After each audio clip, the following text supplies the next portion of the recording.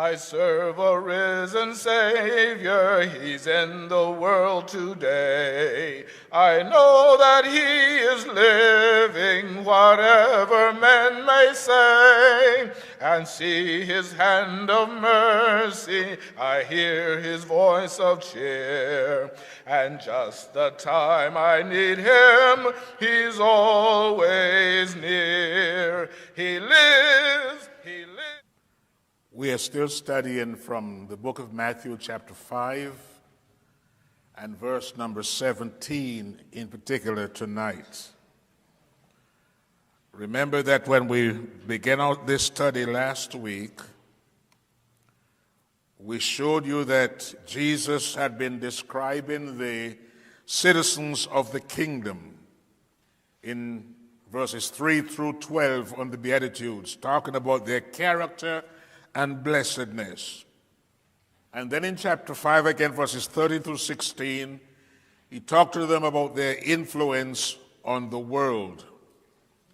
So tonight we want to look at the next section, talking about righteousness of the kingdom. And the first thing he started talking about is correcting any false impressions some may have had about his relationship with the law of Moses. So look at chapter 5, verse 17. That one verse. And I'd like to get your idea tonight about just two words. Two words. Think not. Think not that I am come to destroy the law or the prophets. I am not come to destroy, but to fulfill. Now, there is a danger of having false ideas of things. The subject may be right, but the conclusion could be wrong. Jesus realized that because of the misconception of the Pharisees concerning the law, that even his disciples might mistake his relationship to it. We need to watch our thinking because it is much more difficult to readjust our thinking after we draw false conclusions. Jesus realized also that one cannot think wrong and practice right. So he says, think not.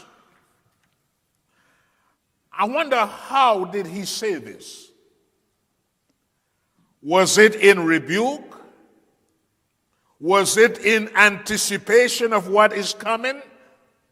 Because remember, he has just begun his ministry. Because he is God, he knows the minds of the Pharisees, the scribes, and the Sadducees. We'll say more about those later on. But many have made the mistake, or the very mistake, concerning the law that Jesus warned against. And one of the greatest evils of religion today is false thinking about the law. Many think that when Jesus said he didn't come to destroy, that he meant the law would not be abolished. Of course, this is not so. The word destroy has more than one meaning. As used by Christ, it does not mean abolish. The same word is found in Romans chapter 14, verse 20. It's for of me destroy not the work of God. No man can abolish the work of God. May defeat his purpose when that purpose is conditional. Jesus did not come to defeat the purpose of the law. Go to Galatians 3, verse 19 and verse 24. Now, a careful reading of this passage would have avoided making this mistake. All agree that some parts of the law have been abolished, animal sacrifice, etc. But this passage, listen carefully, This passage makes it impossible for the law to pass away in part. I want to get that now. Because the Sabbatarians will tell you that Christ did not destroy or abolish all the laws, what they call the moral law. God did not differentiate in the law. Notice it says the prophets and the law, covering the entire Old Testament. Christ came to fulfill not just the law of Moses, but also the words, the prophecies of the prophets. And as he's going to show that nothing is going to happen until it is all fulfilled. Now listen. He says, not one jot or tittle shall pass till all is fulfilled. That will tell you something. That Jesus Christ lived under the law. Therefore, what? He had to keep the law. The only thing is, he knew the law better than those who are responsible for the law, like the scribes and the Sadducees and the Pharisees. This makes it plain that we are under all the law or none of the law. No.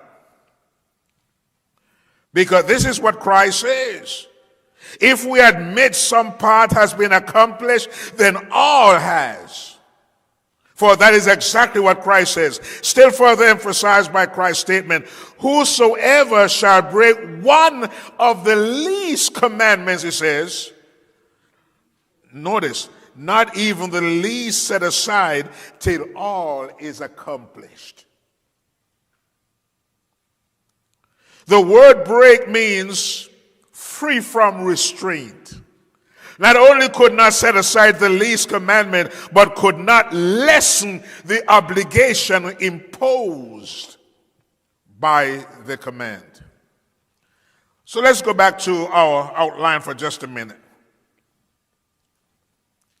Jesus says he has come, or had he come to destroy the law and the prophets?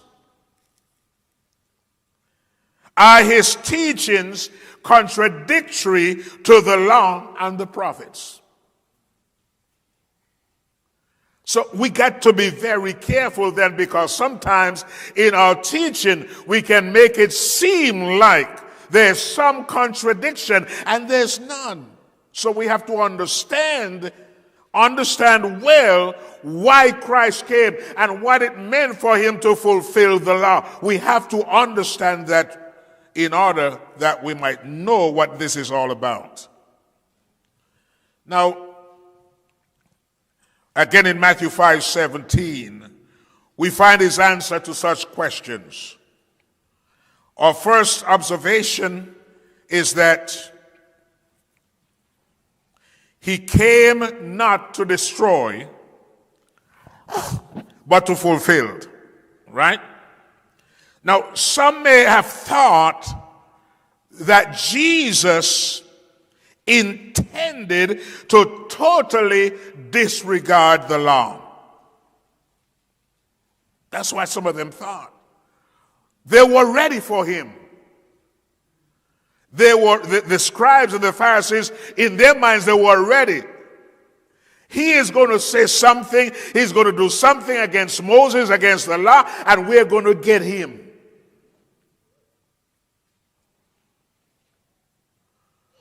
So Jesus was neither contradicting nor destroying the Old Testament scriptures, nor standing against them. Now, he was doing what? He was fulfilling them. bringing out what was implied. But let's skip some of this from last week and go further. I want to show you something tonight. Oh, what did I do wrong? That's Brother Walker's fault. He keep doing all this stuff to me. Okay, I'll be there in a minute.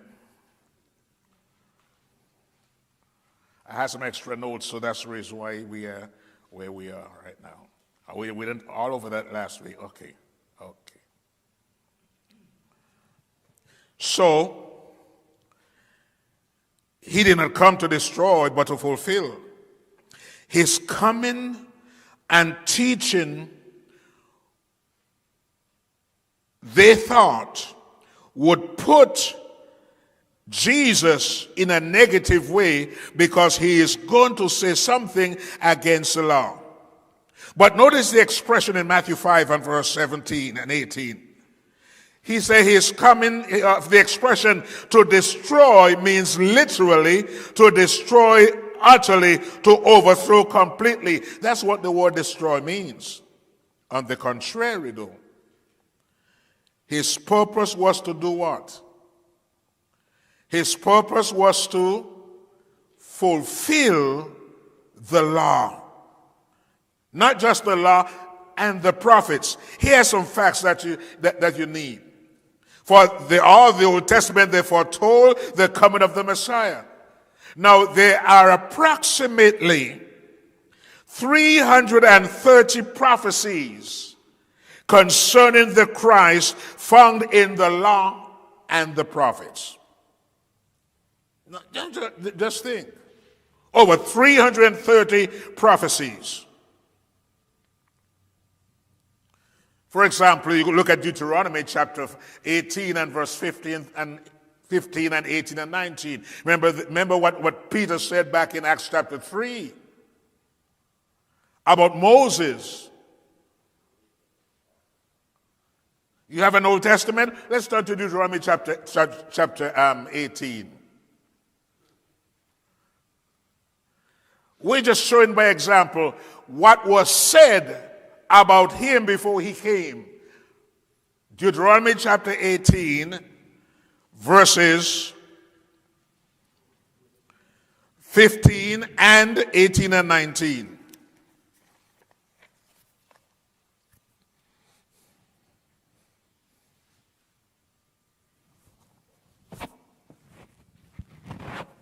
You there?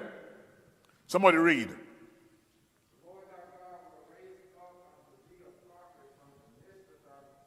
Mm-hmm.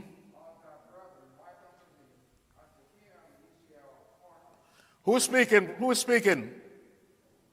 Moses is speaking, and Moses told his people back yonder that the God is going to raise up a prophet like unto him. Is there a fulfillment to that in the New Testament?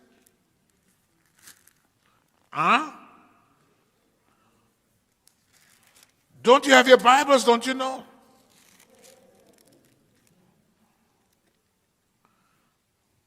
Look at Acts chapter 3.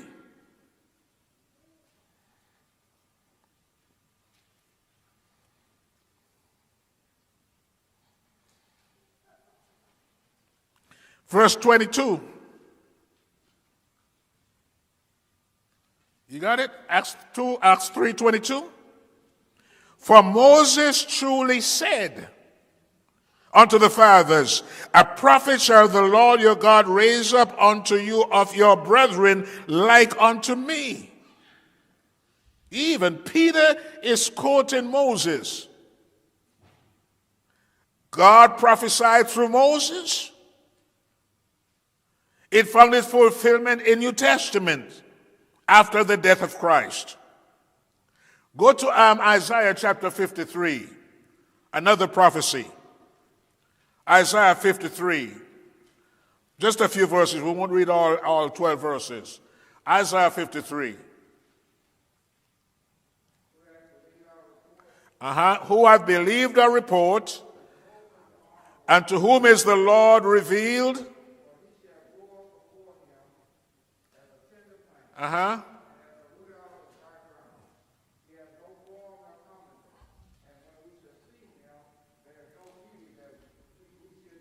All right, that's enough. But we know Isaiah 53 is a prophecy of Christ, right? So we're looking again at Matthew 5:17. He didn't come to destroy, but to fulfill. Not just the law, but also the prophets. So the Old Testament, according to Jesus, had just about 2 or 3 divisions. The law and the prophets, and sometimes he even mentioned the Psalms. That includes Proverbs too.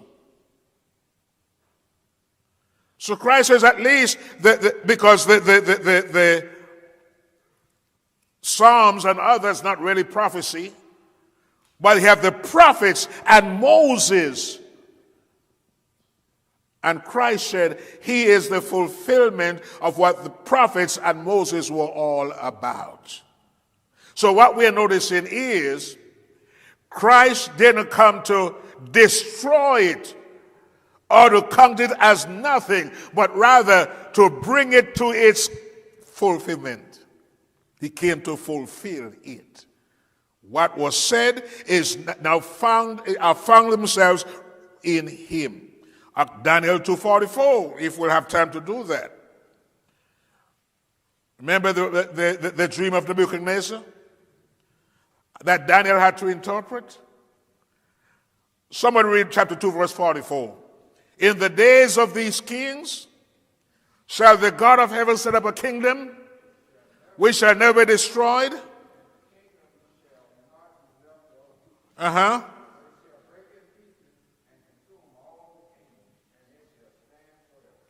All right, here's something. Daniel saw this vision of this great image. And Daniel is now interpreting this vision to the king. He said the head is Nebuchadnezzar, king of Babylon. And then you're going to come, the next part of the image, going to represent the kingdom of the Medes and the Persians. Then the third part of the image is going to represent, is going to be the Macedonian kingdom or the Grecian kingdom under Alexander the Great. And then it says, then comes the Roman kingdom, but the Roman kingdom is different. The Roman kingdom is not one king. Rome was divided into tetrarchs, who are different kings over a period of time. And so it says, in the days of these kings, not Babylon, not Medo-Persia, not Greece, but the Roman kings, shall the God of heaven set up a kingdom which shall never be destroyed. Hold on. Matthew chapter 16.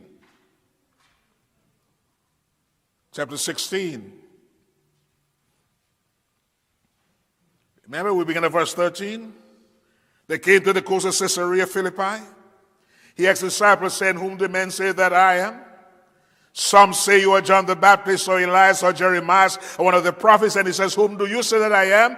And Peter said, thou art the Christ, the Son of the living God. And Christ says, blessed art thou, Simon Bar-Jonah, for flesh and blood hath not revealed this unto thee, but my Father which is in heaven. Upon this rock I will build my church, and the gates of hell shall not prevail against it. And I will give unto thee the keys of the kingdom. Uh-oh. So the kingdom that's going to smash the Roman kings is going to be that kingdom that Peter had the keys to open. And that beginning at Pentecost. Peter not only opened the doors to the kingdom among the Jews, but also to the Gentiles in Acts chapter 10. So he preached the first sermon in Acts 2 and then to the Gentiles in Acts chapter 10. Open up the keys to the kingdom. But remember, Jesus Christ has already specified in John 18:36. His kingdom is not going to be like the Roman kingdom, or like the Babylonian, or like the Medo-Persian, or like the Grecian. He says, my kingdom is not of this world. John 18:36. So here we have the prophecy back in Daniel. This is at least one of the prophecies about the coming kingdom. And Christ is saying something. But hold on. Because all we have found so far is the kingdom promised. Let's see if the kingdom really was established. We go to Colossians. The book of Colossians.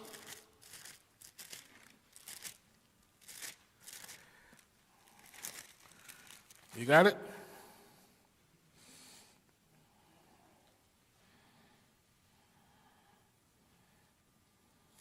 And verse 13. What we're looking for here is the word kingdom in the past, in the present, or in the future. Who has delivered us, Paul says, from the power of darkness and hath translated us into what? Is the kingdom spoken here as in the past, in the future, or in the present? So the kingdom that Daniel prophesied about is the kingdom of Christ that was established after his death and resurrection and ascension. And the kingdom exists today. That prophecy was fulfilled. There are some today in this religious world who are saying it's not yet fulfilled. Christ got to come to establish for us the 7 years of tribulation and the 7 years of rapture. Right? That's man's doctrine. That's not Christ's doctrine. And after that, he's going to reign in Jerusalem for 1,000 years. Where they get 1,000 years, of course, is in Revelation, but it is not a literal 1,000 years. Well, we can show you, if time will permit us, the 1,000 years is between two different goalposts. His going and his coming again is the 1,000 years, not a literal 1,000 years. So we are in the 1,000-year reign of Christ. He is reigning today. Because when he comes again, he's going to give up the kingdom to the Father. John will tell in Revelation chapter 1 that he was in the kingdom. If John was in the kingdom, the Colossians were in the kingdom, then that prophecy in Daniel 2 has been fulfilled.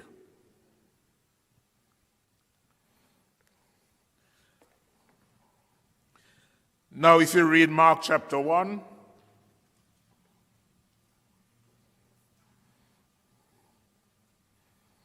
Mark chapter 1, verses 14 and 15, you will see Jesus proclaimed the fulfillment of that prophecy. He said it was at hand. We just discussed that. Now, let's go to another prophecy back in Jeremiah chapter 31, verses 31 through 34. Jeremiah 31. You got it, Brother Amos? Jeremiah 31. Uh-huh. Mm-hmm. Go ahead.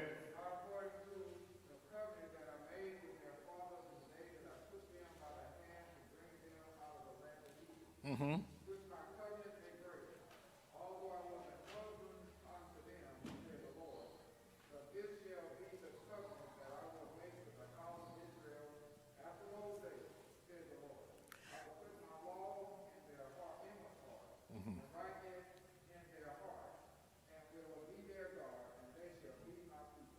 All right, Brother Amos. There's an instruction, a mention of a particular phrase in that prophecy. Let me see if you can find it. Now, after those days. After those days means the same as the last days in Joel 2, 28 and 32. Mean the very same thing as Isaiah chapter 2, verses 2 and 3. After those days, what days he's talking about? The days of the law. Now, go to Hebrews chapter 8 for the fulfillment of this. Hebrews chapter 8, verses 8 through 13. But notice the law now Jeremiah is talking about. Those people were literally born into relationship with God.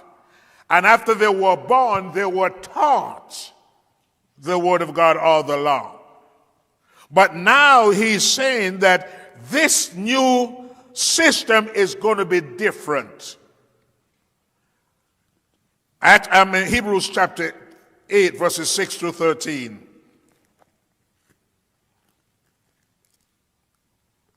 Read. Oh, hold on just a minute. Hold on. Now have we what? Obtained a what? More. When you see more, how many things have been compared here? 2. If it was most, then it's more than 2. The first one was good, it was excellent. But the second one is more excellent. No words have been wasted here. Simple grammar will help us to understand is one of 2 things being compared, or 2 things being compared. One was excellent, the other is more excellent. Not 3 laws, but 2. Not 3 covenants, but 2. Now have we obtained. So that it was spoken by Jeremiah, the writer of the Hebrew, that says, now have we, what's the word? Is it present tense, past tense, or future tense? Obtained. What's obtained? Is that past tense? That's supposed to be a verb, right? Yes, that's past tense. It's already done. Now have we obtained, Paul says. So therefore, what Jeremiah prophesied has come to pass, and Christ brought it to pass, or fulfill it. Now have we obtained a more excellent, what? Ministry. Go on. Who? He is the mediator. Read. Again, here comes better. 1 or 2. One is good, the other is better. If it was 3, then you had best. So best isn't used, better, 1 of 2. Now we have obtained a more excellent ministry. Better what? Covenant. So there was a covenant before this one. An agreement that God made with his people at Mount Sinai. Read on. Wait, hold on a minute. What were the promises of the first covenant? You know what it is? Canaan land. What is our promise? Heaven, therefore better. 1 Peter chapter 1. We got a reservation made in heaven, and it describes heaven. Okay, let's move on. I'm getting excited at all this. Read on, Brother Amos. Better.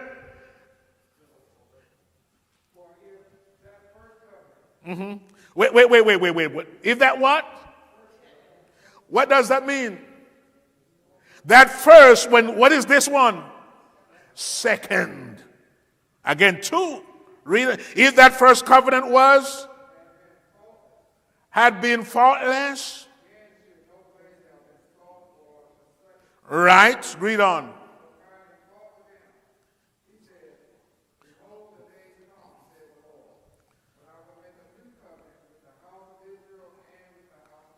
Wait, hold on just a minute, Brother Amos. That sounds impossible.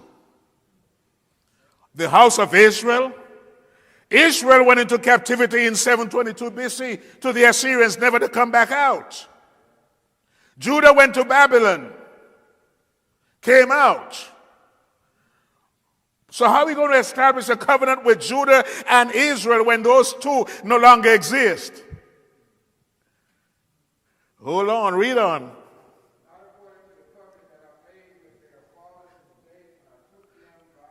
Uh-huh.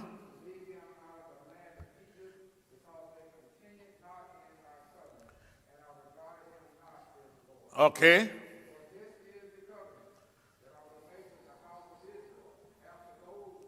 After those days, all that those days mean is the death of Christ, the death of Christ on Calvary. After those days, I will. Mm-hmm. Mm-hmm. All right. How is that going to happen? How is that going to happen? I think I'm reading from the book of Acts. I think it's chapter 8 or chapter 8, where God opened somebody's heart. How did he open the heart? By the preaching of the word. So now with the new covenant, the word has to be preached first. A person responds. He is born again, and then he is taught. He starts first, and then born again, and then he starts again. So a person under the old covenant, you are literally born into covenant relationship with God. In this new covenant, you got to be taught first and then be born into relationship with God. John chapter 3, God told Nicodemus. And you have to look at John chapter 3 to understand what Nicodemus is hearing for the first time. You must be born again. Now, you figure Nicodemus, he is a Pharisee, he is a Jew. He is a man of noble birth. He is possibly one of the Sanhedrin, who knows? But he is a leader in Israel. And you're telling the man he got to be born again? He's a child of Abraham. Christ had to explain, son, this is a new birth. A new birth of water and spirit. Not a physical birth. Now Nicodemus has to understand. It's going to be no longer being literally born into a relationship with God. It's going to be a spiritual birth in the new kingdom. That's what's going to happen. Nicodemus is hearing this for the first time. And it's going to have an impact on him. Because later on, even though he stayed out of sight, he was one of those who were there with Jesus after he died. He's going to play an important role. So let's see. Where are we? Oh, time is going so quickly. Brother Amos took about an hour to read for us a couple of verses. That's the reason why we haven't accomplished much more. So the next time you see or hear from Brother Amos, ask him not to read so much. All right. So,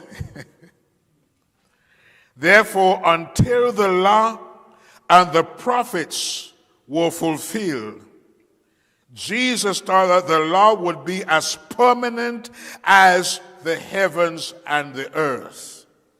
Please understand this. This is based on verse 17.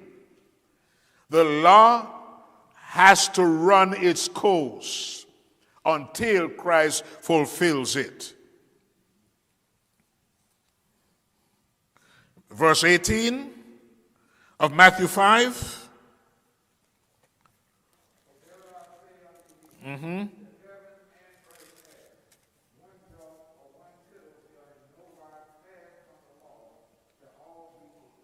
That's what he said. And he said in Luke chapter 16, verse 17, it is easier for a heaven, or it is easier for heaven and earth to pass away than for one tittle of the law to fall or to fail. Just to show us the power of Jesus, what he really came to do, and how much man needs Jesus. You cannot go back to the law. Christ died and he abolished it in his death. Now, one thing about teaching this that we try to emphasize, sometimes we arrive at the conclusion before we have seen the process. And when we arrive at the conclusion before we see the process, it gives somebody some wrong impression and cause prejudices. So when we say the law's been abolished, so, oh, you mean that the law was no good? No, that's not what I said. So let's start out the process. Jesus Christ came to fulfill the law and the prophets. And that was done at his death, his burial and resurrection. And when that happened, because of his death and his burial and his resurrection and his ascension, guess what happened? The abolition of the law, because a new system is now in effect, because he would say, or the writer of the Hebrew letter will say, there has to be the death of a testator before the will can become effective. So Christ had to die before he could establish his kingdom, because his kingdom has laws. And listen, the law of Christ and the law of Moses did not run concurrently. One is gone and the other exists. So what do you mean, Brother Glasgow, as we close? Do you mean now that we can now commit adultery because that was part of the law? No, I tell you what Jesus said. Moses said, if you commit adultery, you're going to die. But I say unto you, he that looketh at the woman to lust after her has already committed adultery in his heart. That's what Christ did. Well, the law said, thou shalt not steal. Okay. So does that mean I can steal? No. Paul says, let him that stole steal no more. Rather, let him what? Work, labor with his hands, that he may have to give to those in need. You see what Christ did? If you got to steal and still have to go to work, you may as well just work and give. There is no incentive to steal, but there's a blessing to work and to share and to distribute. You feel a lot better. That's what Christ did with the law, folks. He didn't just throw them out. He explained to us what they meant. There's only one of them that is not repeated. Just one of those laws that was not repeated. Which one? The Sabbath Law. Because now we have not commandment says you have that keep Sunday, because there is no Sabbath anymore. Sunday is not a Sabbath. Sunday is not a Sabbath. What we find about Sunday is that the early church met on Sunday. Why? There's a reason. Celebrating what? The resurrection of Jesus Christ. And there's one thing in particular that marks this celebration: the Lord's Supper. Not Saturday night, folks. Not Friday evening. Not Good Friday. But on the first day of the week. Every week. Acts chapter 20 and verse 7. And upon the first day of the week, when is an adverb of time, that's showing us that was a custom. They were accustomed to meet on the first day of the week to do what? To break bread. That's why we do, because we belong to the same church, citizens of the same kingdom like those were, and so we follow them.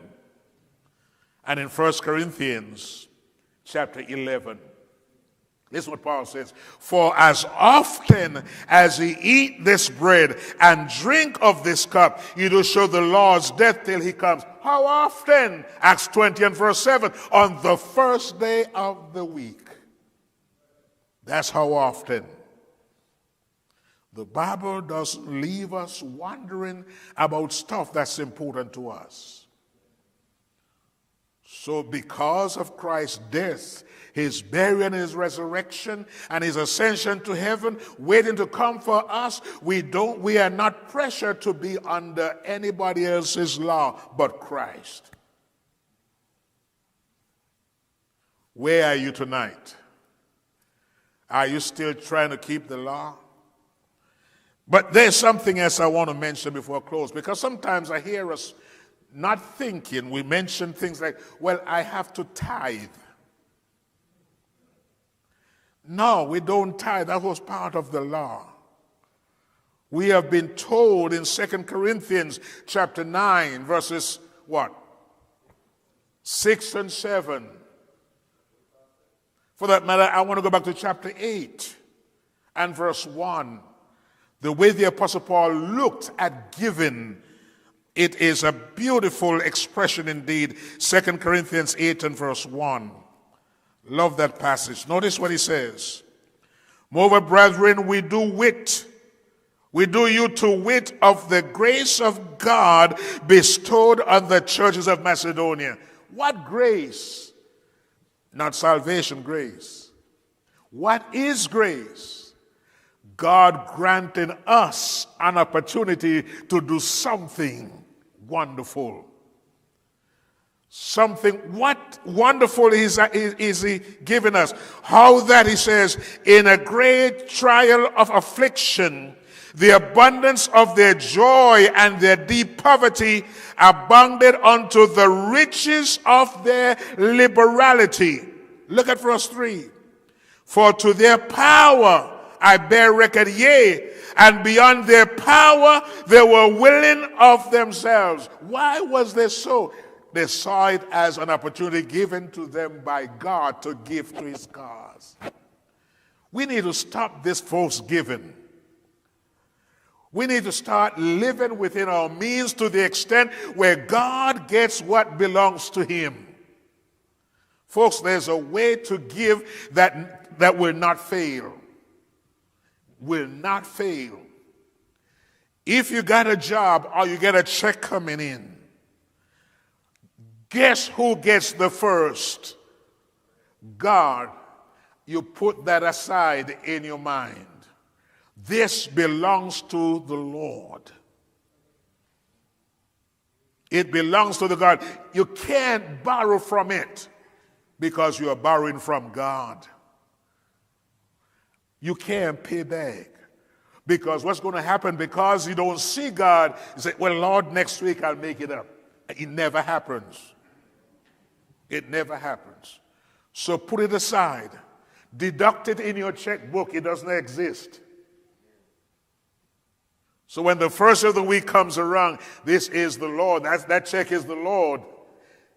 Even if I can't make everything right, the Lord is right. I love to think about it as this grace God has given me to give back to him. You think about it. I know in verse 20 of Matthew 5 we have that somebody talks about, well, except your righteousness exceed the rest of the Pharisees, and we'll have to use that for giving. I don't, because that's not in the context.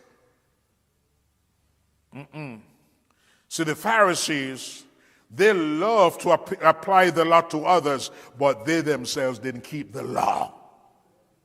That's what Christ is talking about in Matthew 5:20.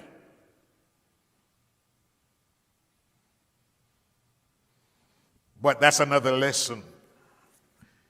Wherever you are tonight, We invite you to ask questions. Send them in to us. We'll be glad to answer your questions. But remember, you need to be a Christian. That's the new covenant. God gave us a chance to serve him through his Son. He died. He paid the price for my sin. I ought to believe in him. Really. I ought to say to my sins, get thee behind me. Jesus wants to save my soul. And I need to acknowledge to the world who Jesus is.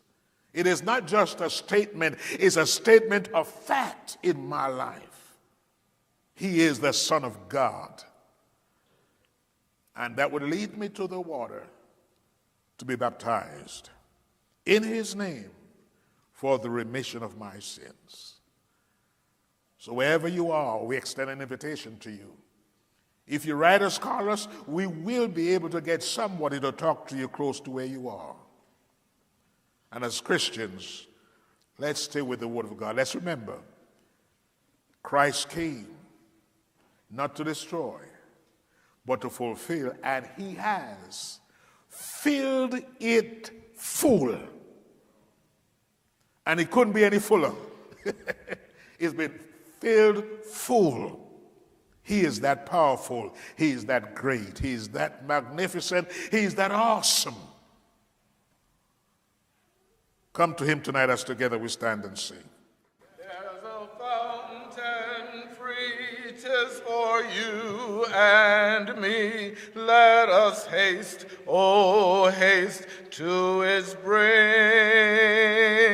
'Tis the fount of love from the source above, and he bids us all freely drink. Will you come to the fountain free? Will you come? 'Tis for you and me. Thirsty soul, hear the welcome call. 'Tis a fountain opened for all.